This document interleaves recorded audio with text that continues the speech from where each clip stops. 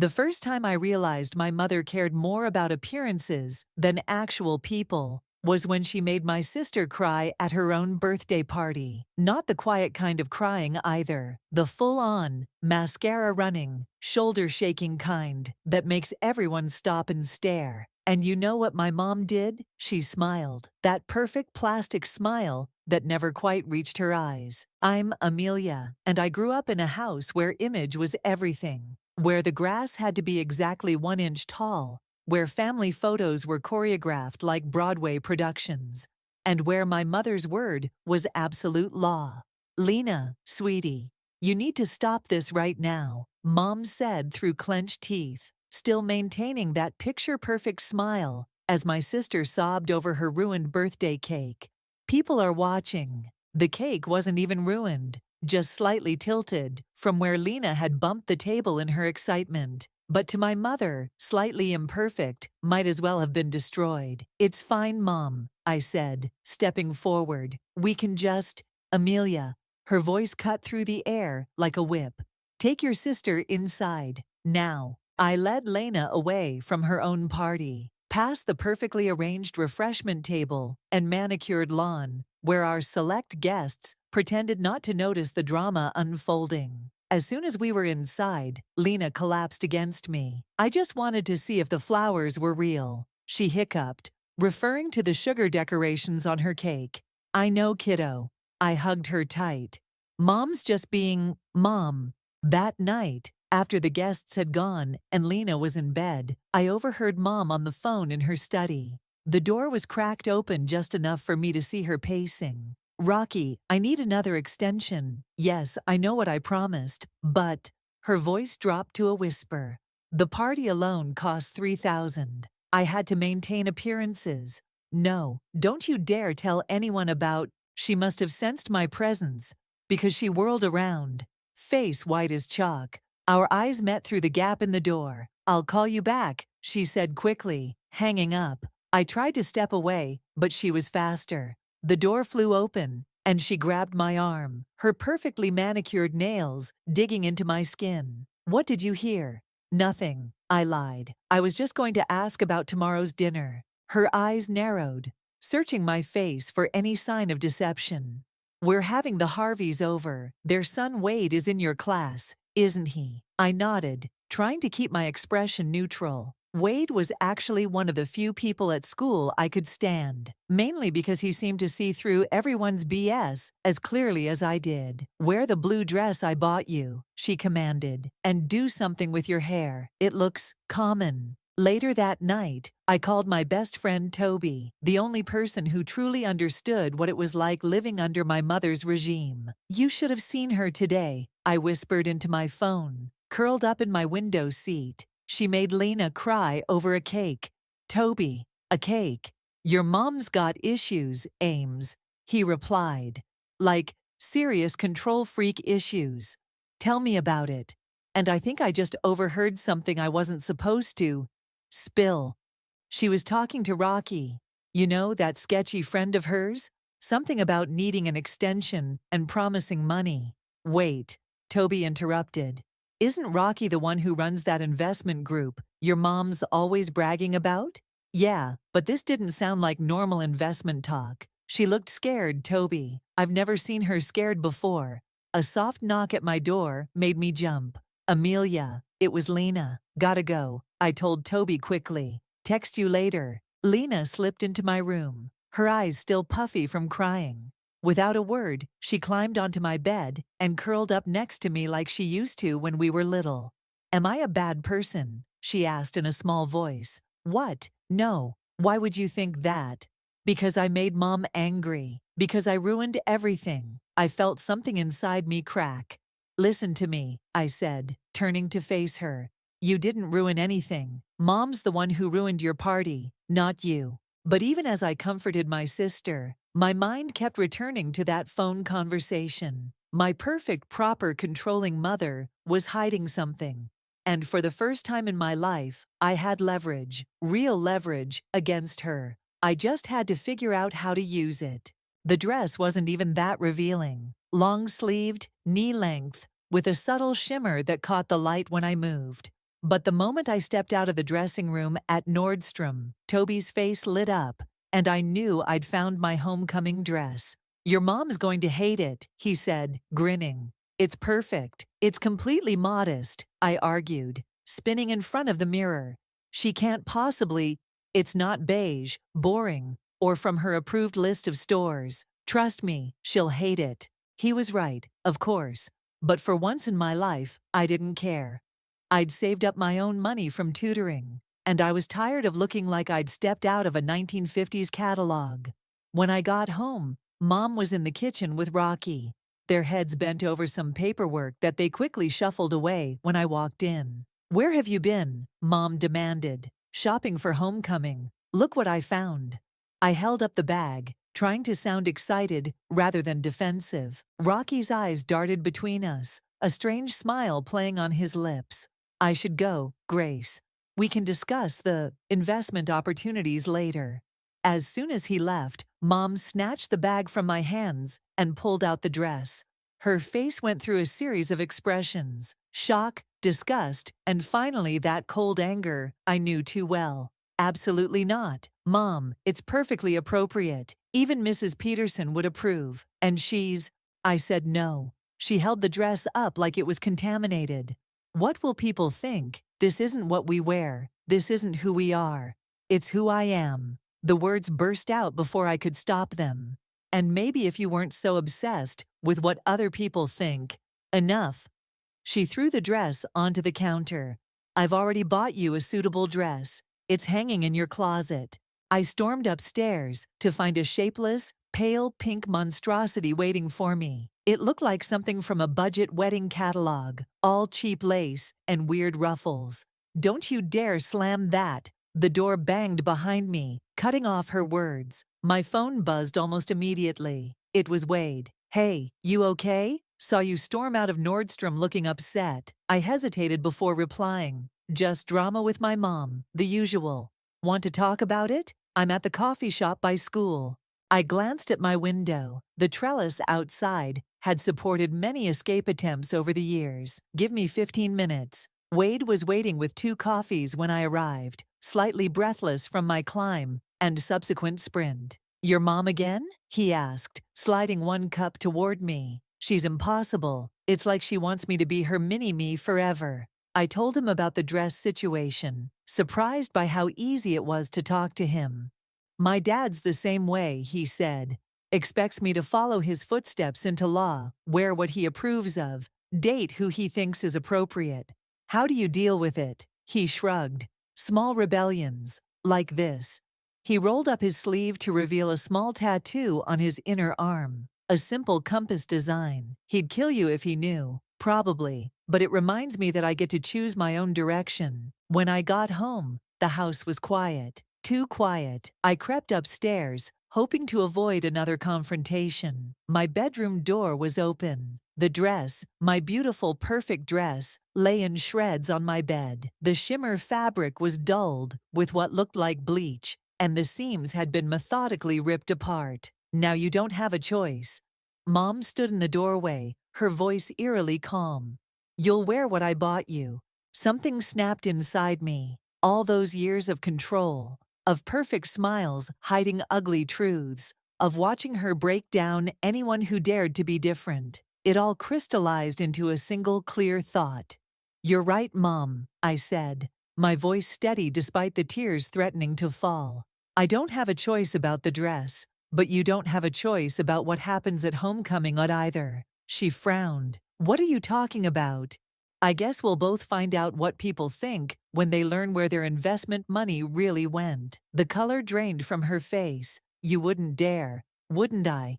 You just destroyed something I bought with my own money. Something that mattered to me. Maybe it's time everyone saw who you really are. She stepped toward me, hand raised.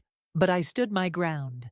For the first time in my life, I saw fear in her eyes. Amelia, I'll wear the pink dress, Mom. But remember, you taught me all about maintaining appearances. And sometimes, appearances shatter. You're actually going to do it. Toby leaned forward across the library table, his voice barely above a whisper. Like, for real? I nodded. pulling up the photos I'd taken of Mom's paperwork on my phone. Look at these. Rocky's been helping her hide gambling debts for months. They've been using the investment group as a cover. Holy shit. He swiped through the images. These people trusted her with their money. Mrs. Peterson's entire retirement fund. Exactly. I took my phone back, my hands shaking slightly. The homecoming committee always lets parents give speeches before the dance. Mom's been chosen to talk about community values. The irony is actually painful. What's painful? Wade appeared behind us, making me jump. I quickly locked my phone screen. Nothing, Toby and I said, simultaneously, which obviously made it sound like something. Wade dropped into the chair next to me. Right, because you two always look this guilty when discussing nothing. He glanced between us. This about your mom. I hesitated, but something in his expression made me trust him. Can you keep a secret? After I explained everything, Wade was quiet for a long moment. You know this isn't just gonna hurt your mom, right? It's gonna blow up your whole family. She should have thought about that before. I'm not saying don't do it, he interrupted. I'm saying be sure you can live with the consequences. The bell rang, sending students scurrying to class. As we packed up, Wade touched my arm.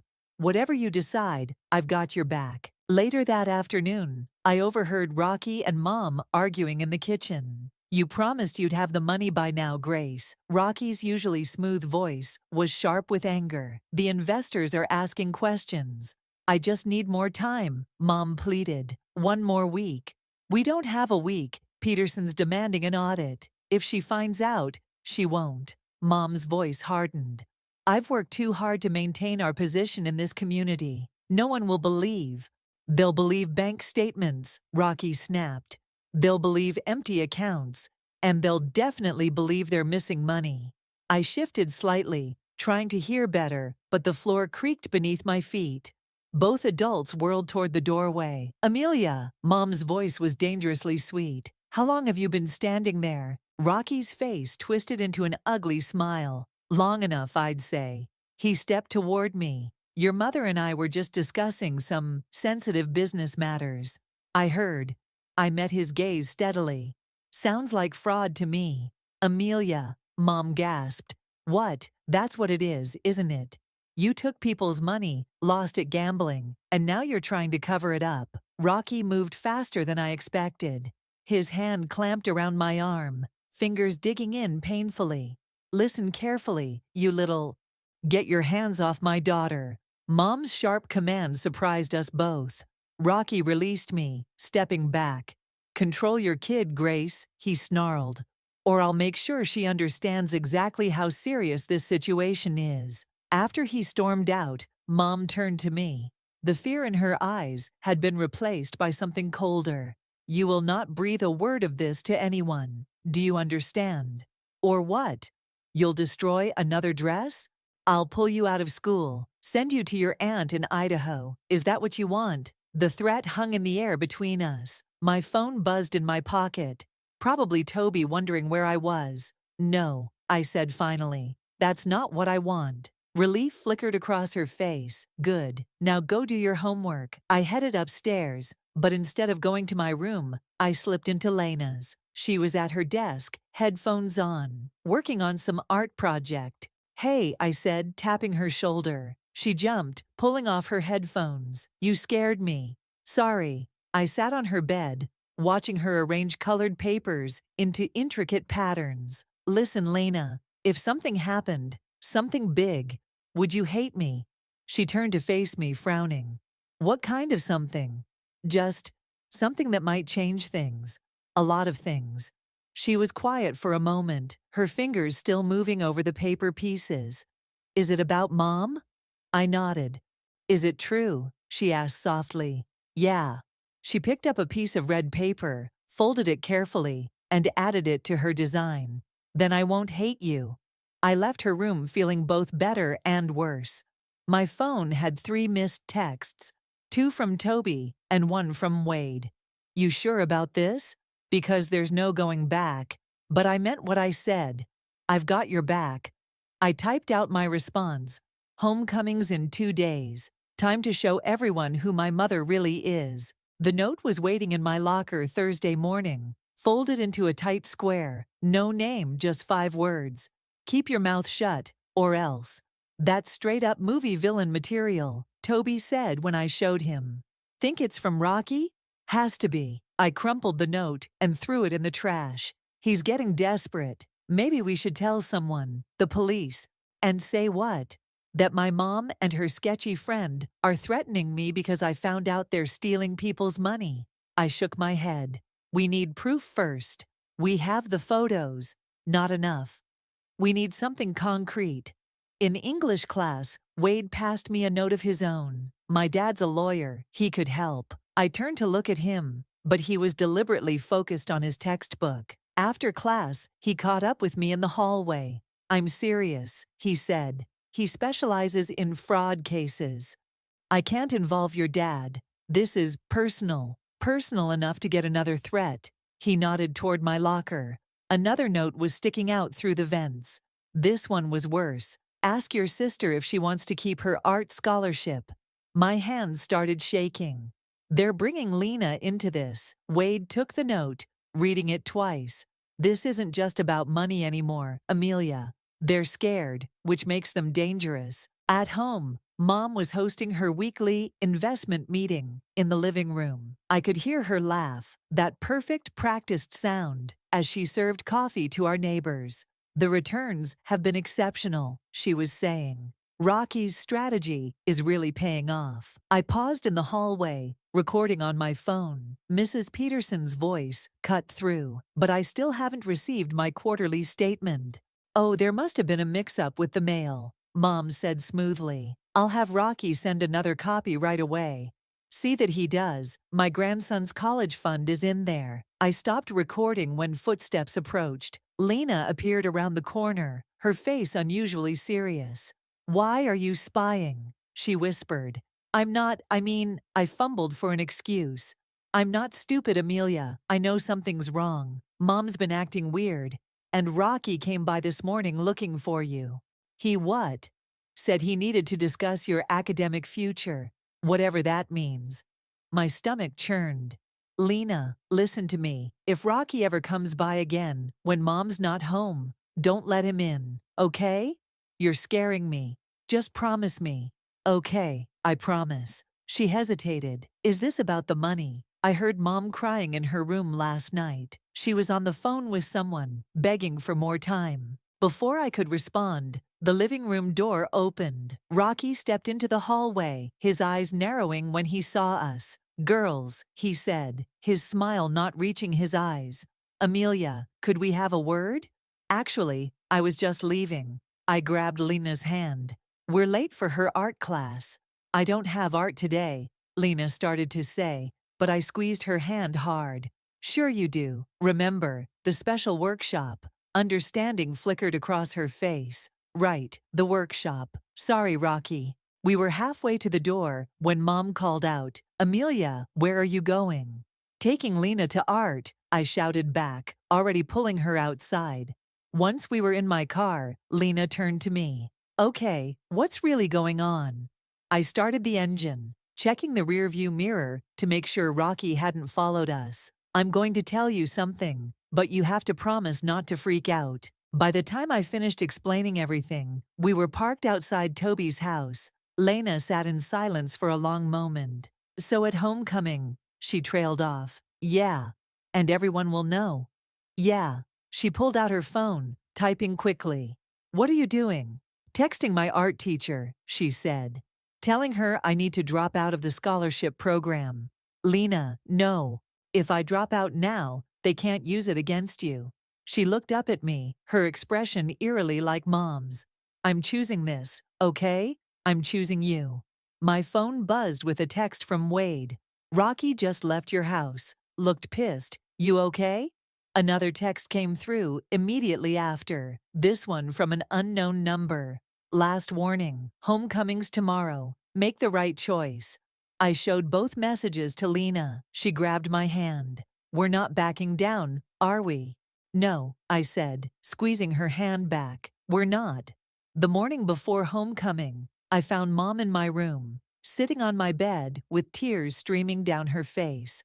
The sight was so jarring, I almost backed out of the doorway. "Mom?" She looked up, not bothering to wipe her eyes. "I used to sit here when you were little, watching you sleep. You were such a perfect baby, so trusting. What are you doing here? Rocky told me what you're planning." Her voice cracked. "Please, Amelia, don't do this to our family." For a moment, I almost wavered. Then I remembered Lena's birthday party, the shredded dress, all the years of control and manipulation. "You did this to our family," I said. "I'm just telling the truth." "The truth?" She stood up, suddenly angry. "The truth is I did everything for you girls. Everything. Do you think it was easy, maintaining our position in this community, making sure you had the best of everything? We never asked for the best. We just wanted, what? To be common. To throw away everything I built?" She grabbed my shoulders. "Rocky says he can fix this. One more investment, one big win." I jerked away from her. "You're still gambling? After everything?" "It's not gambling when you know you'll win." Her eyes had a wild look I'd never seen before. "Rocky has a system. This time it's guaranteed." "Mom, listen to yourself." A knock at the front door made us both freeze. Through my window, I saw Wade's car in the driveway. "That's my ride," I said. "We're meeting the decorating committee early." "Amelia, please." I grabbed my bag and rushed downstairs. Wade was waiting on the porch, looking concerned. "You okay? You look like you've seen a ghost." "More like the ghost of my mother's sanity." I climbed into his car, telling him about the conversation as we drove. "She's desperate," he said. "People do crazy things when they're desperate." "I know, that's what scares me." At school, the gym was chaos. The decorating committee was trying to transform it into some kind of enchanted forest, but mostly it looked like a craft store had exploded. Toby met us at the door. "Your mom's here." "What? Why?" "Something about checking the sound system for her speech." He lowered his voice. "Rocky's with her." I peered through the gym doors. Mom was standing by the stage, gesturing animatedly, while Rocky typed something on his phone. "I don't like this," Wade said. "They're up to something." "Doesn't matter." I pulled out my own phone, checking the audio files and documents I'd gathered. "In 8 hours, everyone will know the truth." "Amelia." Lena's voice behind me made me jump. She was holding her phone, looking pale. "You need to see this." It was an email from her art school.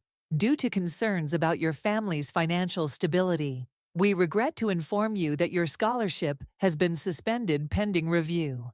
"They can't do that," I said. "Can they?" "Rocky's friend is on the board," she said quietly. "This is just the beginning, isn't it?" Wade took my hand. "We need to talk, privately."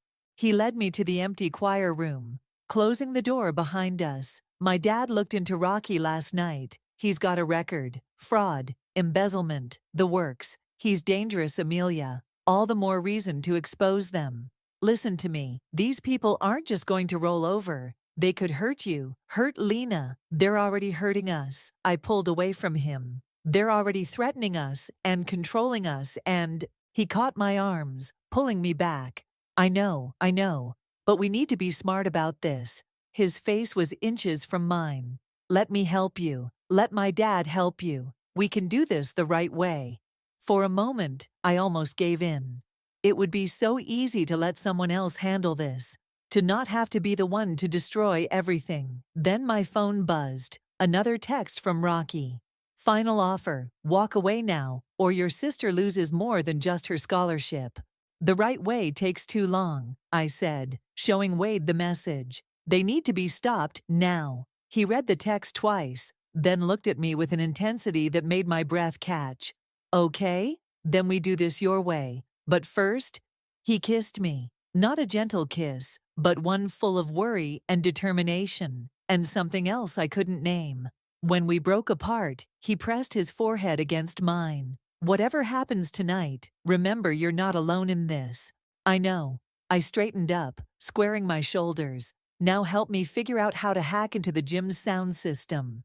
Through the window, I could see Mom and Rocky leaving the gym, looking satisfied. They had no idea what was coming. 8 hours to go. The pink dress felt like a straitjacket. Mom hovered while I got ready, adjusting every detail like I was her personal doll. Perfect, she said, stepping back. Now remember, smile when I'm speaking. The Peterson family will be watching. Is that a threat or just good advice? I muttered. Her hand froze on my shoulder. What was that? Nothing. I'll smile. The doorbell rang, Wade arriving to pick me up. Mom's eyes narrowed. I thought you were going with Toby. Change of plans. Downstairs, Wade stood awkwardly in our foyer, looking uncomfortable in his suit, while my mother circled him like a shark. Your father's coming to the ceremony, she asked. Yes, ma'am. He's very interested in hearing your speech. Something in his tone made her pause. But before she could respond, Rocky burst through the front door without knocking. Grace, we have a problem. He stopped short when he saw Wade. Private matter, now. They disappeared into Mom's study. I moved closer to the door, but Wade caught my arm. Don't, he whispered. We already know what's happening. Mrs. Peterson called my dad this afternoon. What? She's demanding an emergency audit. Tomorrow morning. My heart raced. But the evidence will come out tonight, he finished. Ready? I glanced at the closed study door, where raised voices were becoming audible. More than ready. The gym had been transformed. Fake trees, draped with twinkling lights, created winding paths between clusters of tables. The stage was set up for the ceremony, where parents would give their speeches before the dance began. Toby met us at our assigned table, looking nervous. Everything's set with the sound system. You sure about this? I pulled out my phone, checking the audio files one last time. Absolutely. Amelia, Lena appeared beside me, still in her helper's apron from decorating. Rocky's here. He's talking to the principal. Through the crowd, I could see them by the stage. Rocky was gesturing emphatically, while the principal nodded. He's trying to stop your mom's speech, Lena said. Saying she's sick or something. He knows, Wade said. He must have figured out what we're planning. It doesn't matter, I said, even as my hands shook. I don't need Mom's speech. I just need… Amelia Lynch? A voice behind me made me jump. The principal's assistant stood there with a clipboard. You've been added to the speaking program. Your mother requested it specifically. My blood ran cold. What? She says you have something important to share with the community. I looked at Wade, then Toby, then Lena. They all wore the same expression of dawning horror. It's a trap, Wade said. If you go up there, they'll try to discredit me first, I finished. Make anything I say sound like teenage rebellion. So don't do it, Lena pleaded. We'll find another way. The lights dimmed, signaling the start of the ceremony. I could see Mom and Rocky by the entrance, watching me. Mom's smile was back, that perfect practice smile that hid everything ugly underneath. No, I said, no more hiding, no more perfect facades. I turned to Toby. Is the sound system still set? He nodded. But then here's what we're going to do. I quickly outlined my new plan. Wade looked worried. Toby looked scared. But Lena looked proud. Mom and Rocky think they're trapping me, I said. But they forgot something important. What's that? Wade asked. I've spent my whole life watching them manipulate people. I learned from the best. The principal took the stage, tapping the microphone. Welcome everyone to this year's homecoming celebration. Mom caught my eye across the room and smiled wider, probably thinking she'd won. She had no idea what was coming. I felt Wade's hand slip into mine. Last chance to back out. Not a chance. I squeezed his hand. Besides, your dad's here, right? With those police officers by the door. He grinned. Ready to act the moment you give them proof. The principal was introducing the first speaker. Soon it would be my turn. Mom and Rocky thought they were forcing my hand, making me choose between public humiliation or silent compliance. But I had recordings, bank statements, witness statements from people they'd threatened. And most importantly, I had the truth. Ready? Toby whispered, his hand on the sound system controls. I watched my mother take her seat in the front row, still wearing that perfect smile. Ready. And now, Amelia Lynch would like to say a few words about community values. The spotlight felt hot as I walked to the microphone. Mom's smile had turned predatory. She thought she was watching me walk into her trap. Good evening, I started, my voice surprisingly steady. We're here tonight to talk about values, about trust, about the masks we wear, and the lies we tell to maintain our perfect images. Rocky shifted in his seat. Mom's smile flickered. My mother taught me everything I know about appearances, about hiding ugly truths behind beautiful lies. I pulled out my phone. Let me share some of those lessons with you. Before Rocky could move, Toby hit the sound system. My mother's voice filled the gym. Rocky, I need another extension. The investors can't know. We'll lose everything. Mom stood up. Amelia, stop this right now. Why, isn't this what you wanted? For me to share with everyone? I clicked to the next recording. Rocky's voice now. Control your kid, Grace, or I'll make sure she understands exactly how serious this situation is. The crowd started murmuring.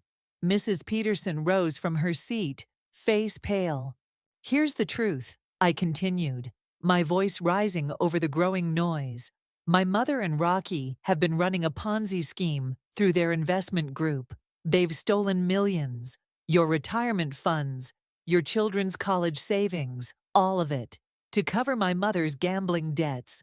She's lying, Rocky shouted, starting toward the stage. Two police officers stepped forward, blocking his path. Am I? I held up my phone. I have bank statements, transfer records, everything. Amelia, please, Mom's voice cracked. You're destroying our family. No, Mom, you did that. Every time you chose appearances over reality. Every time you hurt someone to maintain your perfect image. I turned to the crowd. Mrs. Peterson, check your accounts, now. She was already on her phone, hands shaking. The color drained from her face. It's empty, she whispered. Everything's gone. The gym erupted in chaos. People grabbed their phones, checking accounts, shouting questions. Rocky tried to run, but was quickly detained by the officers. Grace Lynch, Wade's father, stepped forward, flanked by more police. You're under arrest for fraud and embezzlement. Mom's perfect mask finally cracked. She looked around wildly. Then her eyes locked on me. I did it for you. Everything I did was to give you a better life. No, I said into the microphone, my voice echoing over the chaos. You did it for yourself, for your image, for your addiction. As the officers led her away, she started crying. Real tears this time, not the perfect ones she'd practiced in mirrors. You've ruined everything, she sobbed. Actually, Wade's father stepped up to the microphone beside me. Thanks to your daughter's evidence, we've already frozen the offshore accounts where most of the money was hidden. With proper legal action, most of it can be recovered. The relief in the room was palpable. Mrs. Peterson actually hugged me, tears in her eyes. Thank you, she whispered. My grandson's future. I found Lena in the crowd, her face a mix of emotions I couldn't read. When our eyes met, she gave me a small nod. Wade appeared at my side as the police led Mom and Rocky away. You okay? I don't know. My hands were shaking now that it was over. I just sent my mother to jail. You exposed the truth, he corrected. There's a difference. The principal was trying to restore order, announcing that the dance would be postponed. People were still talking, calling family members, sharing the news. Amelia, Toby called from the sound booth. You might want to see this. He held up his phone. Local news alerts were already popping up. Local investment scandal exposed at high school dance, and mother-daughter confrontation reveals million-dollar fraud. Well, Wade said, taking my hand. Guess you can't hide from this one. Good. I squeezed his hand. I'm done hiding. Lena joined us, still wearing her helper's apron. What happens now? Now, I looked around the gym, at the fake trees and twinkling lights that were supposed to create a perfect fantasy world. Now we deal with reality. Together, she asked, her voice small. I pulled her into a hug. Together. The police were still taking statements, cameras were flashing, and tomorrow would bring a whole new storm of consequences. But for the first time in my life, I felt truly free. No more perfect facades, no more masks, just the messy, complicated truth. And somehow, that was better than perfect. The morning sun streamed through the courthouse windows as I straightened Lena's collar. "You don't have to do this." "Yes, I do." She squared her shoulders.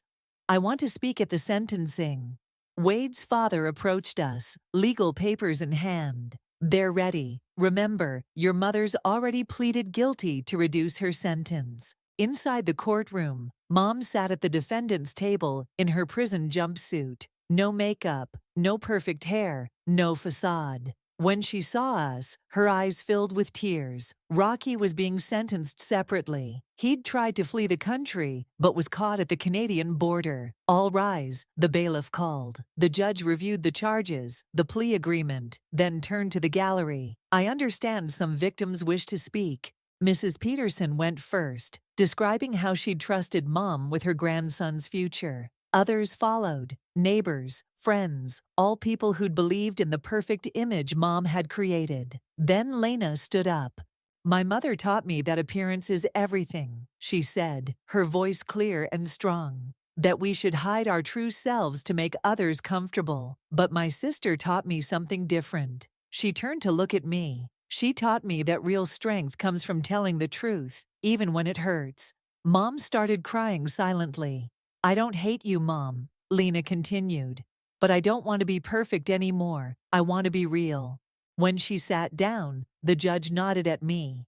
"Would you like to speak, Miss Lynch?" I stood, facing my mother directly. "All my life, you controlled everything. What I wore, who I talked to, how I acted. You said it was because you loved me, but love doesn't destroy dresses, or threaten scholarships, or steal from innocent people." Mom tried to speak, but her lawyer stopped her. "I'm not speaking today to punish you," I said. "I'm speaking because for the first time I can. Because Lena deserves to live without fear of disappointing you. Because all these people deserved better than your lies." The judge considered everything, then delivered the sentence. 8 years, with possibility of parole after 5, plus restitution to all victims. As the bailiff led Mom away, she turned to us one last time. "I'm sorry," she whispered. "I really am." Outside the courthouse, reporters waited with cameras and questions. Wade stepped in front of us, blocking their view. "My father's handling press statements. Let's get out of here." We escaped to the small cafe where Wade and I had first really talked. Toby was waiting with hot chocolates and news. "The art school reinstated your scholarship," he told Lena. "They said your moral courage impressed them." She smiled. A real smile, not Mom's practiced one. I submitted a new piece, called it Perfect Lies. The house sold quickly. Wade's father joined us, sitting down heavily. "Between that and the recovered funds, most victims will get their money back." "Where will we live?" Lena asked quietly. "With Aunt Sarah," I said. "She's moving back to help us finish school here." "The cool aunt who rides motorcycles?" Toby grinned. "The one your mom always called a bad influence?" "That's the one." Wade took my hand under the table. "You okay?" I looked around at my strange little family. My brave sister, my loyal best friend, my supportive boyfriend, his father, who'd helped us navigate the legal chaos. None of it was perfect. All of it was real. "You know what?" I squeezed his hand. "I actually am." My phone buzzed with a text from Mom's prison account. "I understand now what I did to you. To everyone. I hope someday you can forgive me." Lena read it over my shoulder. "Will you?" "Someday," I said. "When she proves she's really changed. When she learns to be real instead of perfect." "Like us?" she asked. "Like us." Outside, fall leaves swirled past the window. The same leaves that had been falling the night I discovered Mom's secret. But everything else had changed. "Hey," Toby said suddenly. "You never got to actually go to homecoming." Wade's eyes lit up. He stood, offering me his hand with exaggerated formality. May I have this dance? There's no music. I laughed. He pulled out his phone, started playing a slow song. Other cafe patrons smiled as he pulled me to my feet. Who needs a fancy dress? He said softly. You're perfect just like this. Not perfect, I corrected him. Real. As we swayed between the tables, Lena took pictures with her art school camera, capturing the moment in all its imperfect glory. No posed smiles, no careful angles, just genuine joy. And that was better than perfect could ever be.